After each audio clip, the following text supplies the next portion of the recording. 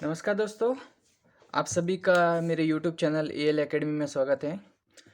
तो इससे पहले मैंने एक वीडियो पोस्ट कर दिया है जिसमें जो सीबीएसई मैथ्स 2021 का जो सिलेबस है रिड्यूस होके जो 30% निकल के जितना भी सिलेबस है वो मैंने पहले ही अपलोड कर दिया है, वो जाके पहले देख लीजिए आप।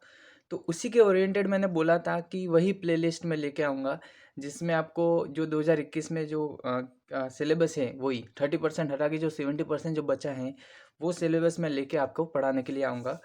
तो इसका पहला चैप्टर आज शुरू कर देते हैं, रिलेशंस एंड फंक्शन। तो चलिए मैं आपको इसके कुछ बता देता हूँ बेसिक्स रिलेशन एंड फंक्शंस के। तो सबसे पहले तो जो यूज़फुल सिंबल्स है वो देख लीजिए आप कि इसमें जो सिंबल यूज़ होंगे, अगर कौन से सिंबल को किस तरह से आप बोलेंगे। तो सेट को हमेशा इस ब्रैकेट में लिखेंगे, इसको कहते हैं करली ब्रेसेस या फिर मंझला ब्रैकेट भी कहते हैं। तो सेट को हमेशा इस करली ब्रेसेस में लिखेंगे। ये होता है सबसेट ऑफ, ठीक है, ये सबसेट ऑफ ए का साइन होता है, सिंबल होता है। ये नॉट अ सबसेट ऑफ ए का। ये जो फाई का सिंबल दिख रहा है उसको एम्प्टी सेट कहते हैं। कभी कभी इसको वॉइड और नल सेट भी कहते हैं, जिसको इस तरह से भी लिखा जा सकता है, ठीक है। अभी यूनिवर्सल सेट को यू से लिखेंगे, सच डेट इस प्रकार, इसको ये लिखेंगे डबल डॉट से करके या फिर एक लाइन खींच लेंगे तो ये सच डेट का साइन हो जाएगा। इसको बोलते हैं फॉर ऑल, ये बहुत यूज होगा, for all element of this, ठीक है। अब है बिलोंग्स टू का सिंबल ये, और not does not belongs to का ये भी दोनों बहुत यूज होंगे। तो ये तो हो गए यूजफुल सिंबल्स जो आपके बुक में दिए हुए आपको यूज होंगे।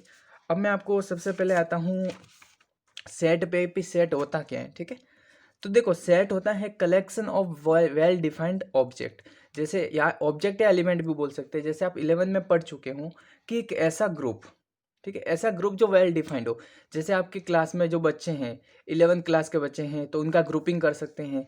जैसे जो मंथ के नेम है जनवरी फरवरी मार्च अप्रैल, इनकी ग्रुपिंग कर सकते हो क्योंकि ये फाइनेट है, फाइनेट नंबर है।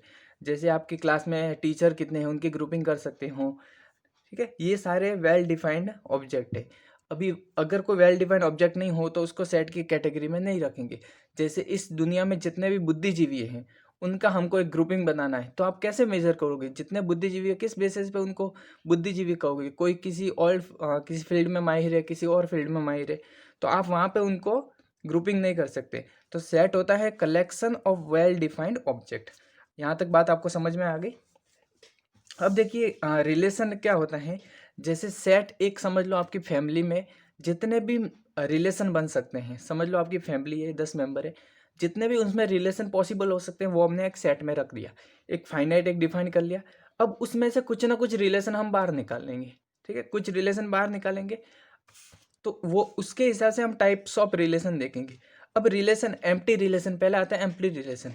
जैसे हमारे फैमिली में कुछ रिलेशन हमने डिफाइन किए, उसके बाद हम एक ऐसा रिलेशन बनाते हैं जो उस फैमिली में डिफाइन ही नहीं है, जो फैमिली वाला जो सेट है उसमें वो रिलेशन है ही नहीं, तो उसको कहेंगे एम्प्टी सेट। मतलब जो ए सेट है उसमें आर जो सेट हमने बनाया है उसका एक भी एलिमेंट है ही नहीं, तो दोनों कोई मैचिंग ही नहीं हो रहा है, तो वहाँ पे एम्प्टी सेट। यूनिवर्सल सेट का मतलब होता है जो हमने ए सेट बनाया है फैमिली वाला, जितने भी हमने और रिलेशन बनाए हैं आर, उसके सारे एलिमेंट है उसमें, तो वो यूनिवर्सल सेट हो गया। तो देखो यूनिवर्सल रिलेशन का मतलब होता है ए क्रॉस ए, सारे एलिमेंट है, ए क्रॉस ए के सारे एलिमेंट है, और अगर एक भी एलिमेंट नहीं हो तो उसको फाई कहेंगे, राइट। तो और दो कुछ चीज़ें याद रखने के लिए है कि नेचुरल नंबर को एन से लिखेंगे यहाँ पे, इंटीजर को जेड से, क्यू को रेशनल को क्यू से, रियल को आर से, पॉजिटिव को जेड प्लस से, पॉजिटिव रेशनल को क्यू प्लस से, और पॉजिटिव रियल को आर प्लस से लिखेंगे। अब यहाँ पे एक मेन चीज़ आती है कार्टेशियन प्रोडक्ट। कार्टेशियन प्रोडक्ट क्या होते हैं ध्यान समझ लीजिए। Two non empty set A and B, अगर आपके पास कोई दो नॉन एम्प्टी सेट है, मैं समझा देता हूँ यहाँ पे। जैसे ए सेट मैंने ले लिया है, इसको ऐसे लिखेंगे, समझ लो 1 2 3 इसमें, ठीक है, 3 एलिमेंट है। बी सेट मैंने ले लिया, इसमें समझ लो 4 5 6, राइट। तो अगर इसका कार्टेशियन प्रोडक्ट फाइंड करना है तो हमको क्या करना पड़ेगा, ए क्रॉस बी करना पड़ेगा। अब ए क्रॉस बी करेंगे तो ठीक है, चलो 1 2 3 4 5 6। अब देखो इनका क्रॉस करना क्या कैसे है कि इसका जो हर एलिमेंट है, ए का हर एलिमेंट बी के हर एलिमेंट के साथ कुछ ना कुछ रिलेशन बनाएगा। समझो 1 है तो इसका इसके साथ भी रिलेशन होगा, इसके साथ भी होगा, इसके साथ भी होगा। 2 का इसके साथ भी होगा, इसके साथ, इसके साथ, ऐसे ही चलता जाएगा। तो हम A क्रॉस B में क्या लिख सकते हो, 1,4, 1,4, इन दोनों का एक रिलेशन हो गया। दूसरा क्या बनेगा, 1,5, 1,5, तीसरा 1,6, चौथा 2,4, 2,5, 2,6, 3,1, 3,1 नहीं, 3,4, 3,5, 3,6। आई बात समझ में। देखो हमने क्या किया, ए के जो हर एलिमेंट था उसको बी के हर एलिमेंट के साथ कुछ ना कुछ रिलेशन बनाया। जैसे समझो, ये है ए, ये है बी। ए में कितने एलिमेंट है, 1 2 3, बी में कितने, 4 5 6। मैंने क्या किया, ए को हर एलिमेंट से जोड़ दिया, तो क्या बना, देखो ए 1 4 बना, 1 5 बना, 1 6 बना। अब दूसरे की भी यही नंबर, 2 4, 2 5, 2 6, 3 4, 3 5, 3 6। तो कार्टेशियन प्रोडक्ट का मतलब होता है ए के जो हर एलिमेंट है बी के हर एलिमेंट के साथ उसका कुछ ना कुछ रिलेशन होगा। अब अगर निकालना है कि कार्टेशियन जो प्रोडक्ट है इसमें नंबर ऑफ एलिमेंट कितने होंगे, चलो अभी तो बता देते कि इसमें 3 है, इसमें 3 है, तो ये टोटल 1 2 3 4 5 6 7 8 9 9 है। लेकिन अगर आपको सेट नहीं दिया हो और नंबर लिखने, तो वो कैसे लिखोगे, तो आप लिखोगे number of A into number of B. मतलब ए सेट में जितने एलिमेंट है और बी सेट में जितने एलिमेंट है उन दोनों को मल्टीप्लाई करोगे तो वो आपके ए क्रॉस बी में जितने एलिमेंट है वो आ जाएंगे। तो आई होप कि कार्टेशियन प्रोडक्ट आपको समझ में आ गया होगा। Number of A equal number of element of A, number of B equal number of element of B. Cartesian product में टोटल नंबर होंगे n A into n B. अब उनको बोलते हैं ऑर्डर्ड पेयर। देखो ऑर्डर पेयर बोलने की एक वजह है कि आप समझिए जितने भी हमें पेयर मिले हैं, 1 पेयर 2 पेयर 3 पेयर 4 पेयर, जितने भी पेयर मिले हैं उसमें ध्यान दो कि जो पहला एलिमेंट है वो ए से बिलोंग करता है और जो दूसरा एलिमेंट है वो बी से बिलोंग करता है। इसी वजह से उसको ऑर्डर्ड पेयर बोला है। मतलब पहला जो एलिमेंट है वो ए पे है और दूसरा जो एलिमेंट है वो बी पे है।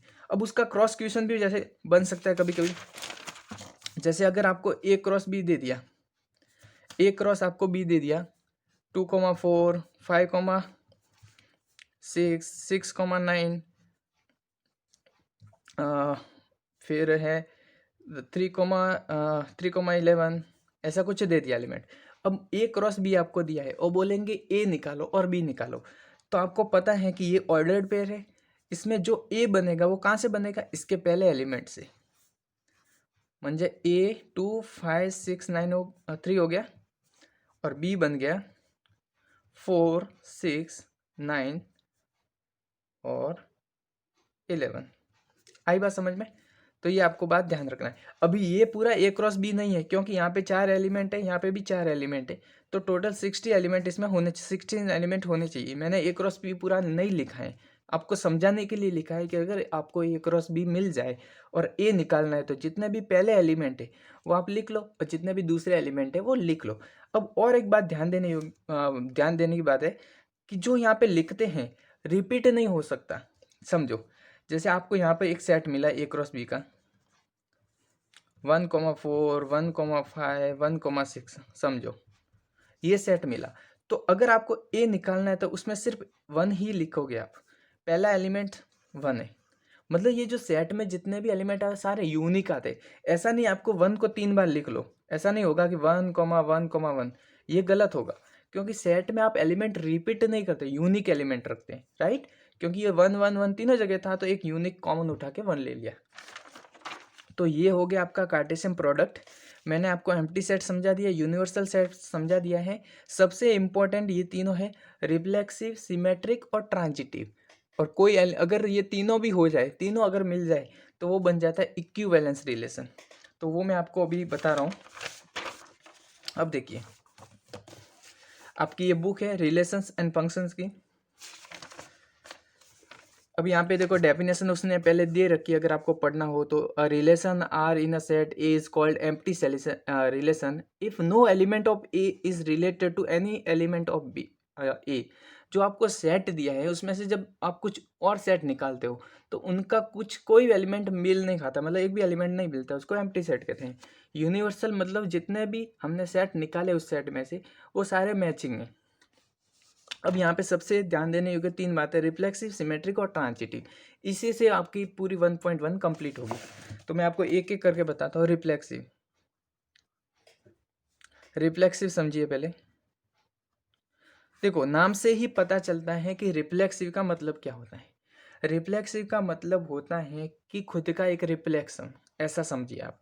मतलब क्या हुआ, जैसे आपको कोई सेट ए दिया है, सेट ए दिया है, उसमें कुछ ना कुछ रिलेशन निकलेगा, उसमें से कुछ ना कुछ रिलेशन हम निकालेंगे।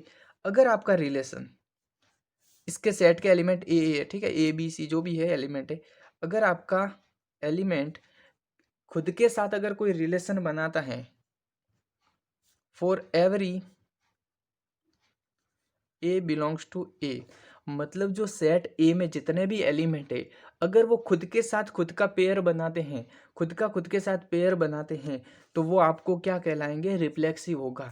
जैसे समझ लो मैंने सेट ए दे दिया, सेट ए आपको 1 2 3 दे दिया, और आर में एक रिलेशन मैं देता हूँ आपको 1 1 2 2 3 4 3 3, ऐसा कुछ ना कुछ रिलेशन आपको दे दिया। अब देखो हमें क्या सीखा है कि जितने भी सेट ए में एलिमेंट दिए हैं उसका खुद के साथ रिफ्लेक्शन है कि नहीं है, ये बात पता करना है, मतलब इस बात को ध्यान रखना है। जैसे 1 का 1 के साथ है, चलो पास हो गया, 2 का 2 के साथ है, पास हो गया, 3 का 3 के साथ है, हाँ पास हो गया। ये तीनों ही देखने हैं रिफ्लेक्सिव में। रिफ्लेक्सिव में खुद का खुद के साथ ही देखना है, अगर वो पास हो जाता है तो आप रिफ्लेक्सिव बोल दे वो इसको, ठीक है। अब बात आती है सिमेट्रिक की। ये आपको अगर अच्छे से अभी समझ में नहीं आ रहा है तो हम जब सवाल करोगे तो अच्छे से समझ लेंगे। अब दूसरा देखते हैं, दूसरा लैंग्वेज में क्या लिखना है। अगर आपका ए कॉमा बी मतलब दो अलग अलग एलिमेंट अगर आर से बिलोंग है, मतलब आर के मतलब जो रिलेशन है उसमें उपलब्ध है, मतलब अवेलेबल है, वहाँ पे है, तो अगर बी और ए भी वहाँ पे अवेलेबल है तो वो रिलेशन क्या कहेंगे, सिमेट्रिक रिलेशन बोलेगा, ठीक है। समझो ध्यान से, जैसे मैंने यहाँ पे एक रिलेशन दे दिया है 1,2 2,1 3,3 4,4, ऐसा मैंने कुछ रिलेशन दे दिया। अब देखो ध्यान से देखो 1 2 है तो उसका उल्टा भी अवेलेबल 2 1 भी अवेलेबल। समझो अगर 1 2 है और 2 1 भी अवेलेबल है मतलब ए बी भी है और बी भी है, बी ए भी है। हमने जो रिलेशन डिफाइन किया है उसमें ए और बी बिलोंग्स टू आर है तो B A belongs to B R है। अगर ये भी आर है मतलब 1 2 और 2 1 दोनों एक ही रिलेशन से बिलोंग करते हैं तो आपको वहाँ पे समझ लेना कि सिमेट्रिक है। तो अब इसकी बात करते हैं, 2 1 है तो 1 2 है, ये भी सिमेट्रिक हो गया। अब 3 3 की बात करते हैं, 3 3 है तो उसका उल्टा क्या होता है 3 3 का, 3 3 वो भी अवेलेबल है। 4 4 है तो 4 4 का उल्टा 4 4 अवेलेबल है तो ये भी सिमेट्रिक हो गया। तो हम उस रिलेशन को क्या बोलेंगे, सिमेट्रिक रिलेशन। आई बात समझ में। रिफ्लेक्सिव में क्या करते हैं, खुद का खुद के साथ रिलेशन देखते हैं, खुद का खुद के साथ कोई पेयर अवेलेबल है तो आपको रिफ्लेक्सिव बोलेंगे। सिमेट्रिक में क्या बोलेंगे, अगर 1 2 अवेलेबल है तो 2 1 भी अवेलेबल होना चाहिए, उसका उल्टा भी अवेलेबल होना चाहिए। तीसरा आता है ट्रांजिटिव। यहाँ पे सबसे ध्यान देने वाली बात है, समझो अगर ए बी अवेलेबल है कोई दिक्कत नहीं, ए भी अवेलेबल है, आगे कुछ नहीं दिया है तो कोई दिक्कत नहीं है, हम उसको ट्रांजिटिव पास कर लेंगे कि हाँ भाई ये ट्रांजिटिव है। अगर ए भी अवेलेबल है और बी सी भी अवेलेबल है, मतलब ए बी भी है और बी सी भी है, तो ये मस्ट है कि ए सी होना ही चाहिए। अगर ए सी नहीं है तो वो ट्रांजिटिव नहीं होगा। समझो ध्यान से, दो कन्फ्यूजन है यहाँ पे, मैं बताता हूँ। अगर ए भी है और ये दोनों नहीं दिए हैं कोई दिक्कत नहीं, उसको ट्रांजिटिव पास कर दो कि ये भाई ट्रांजिटिव है। अगर ए बी भी है बी सी भी है तो ए सी होना मस्ट है, अगर ए सी नहीं है उसमें तो वहाँ पे प्रॉब्लम है, वो ट्रांजिटिव नहीं होगा। और यहाँ पे ध्यान देना, बच्चे क्या सोचते हैं ए बी सी है, ए का बी के साथ, बी का सी के साथ, सी का ए के साथ, लेकिन यहाँ पे ध्यान देना सी का ए के साथ नहीं है, ए का सी के साथ है। पहला एलिमेंट ए होगा दूसरा सी होगा। यहाँ पे भी देखो पहला कन्फ्यूजन तो ये हो सकता है कि A B B C C A, generally ये बोलते हैं, लेकिन पहले ये समझना है ए बी बी सी ए सी है, पहली बात। दूसरी बात है कि अगर खाली ए बी दिया है बी सी और ए सी नहीं दिया है तो भी हम उसको ट्रांजिटिव बोलेंगे। अगर दूसरे स्टेज पे आ गया है तभी हम तीसरा स्टेज चेक करेंगे। अगर पहले स्टेज से पास हो रहा है तो उसको पास कर दो। तो आई होप कि ये तीनों आपको समझ में आ गया होगा। इसकी मैं अभी बता देता हूँ एग्जांपल लेके, समझ लो। जैसे आपको कोई रिलेशन दिया ये वाला 1,2, 2,3, 1,3, समझो ये वाला है। अब आपको पता है ए बी दिया है, देखो A B belongs to R, मतलब 1 और 2 है, 1 और 2 है आर। अब 2 और 3 भी है, देखो 2 और 3 भी बिलोंग्स टू आर है। होना अब क्या चाहिए, 1 और 3 भी होना चाहिए। देखो 1 और 2 था, 1 2 3 लिया था हमने, 1 और 2 belongs to R, 2 3 belongs to R, तो 1 3 बिलोंग्स टू आर होना चाहिए। 1 2 है, 2 3 भी है और 1 3 भी अवेलेबल है। आई बात समझ में? तो ये ट्रांजिटिव हो गया। अब दूसरा देखते हैं, 1 2 दे दिया, 2 2 दे दिया, 3 3 दे दिया, ठीक है।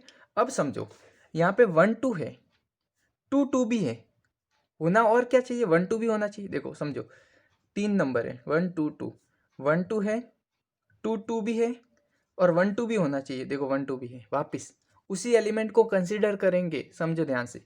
1 2 है, 2 2 है, तो 1 2 वापस आ गया, ठीक है।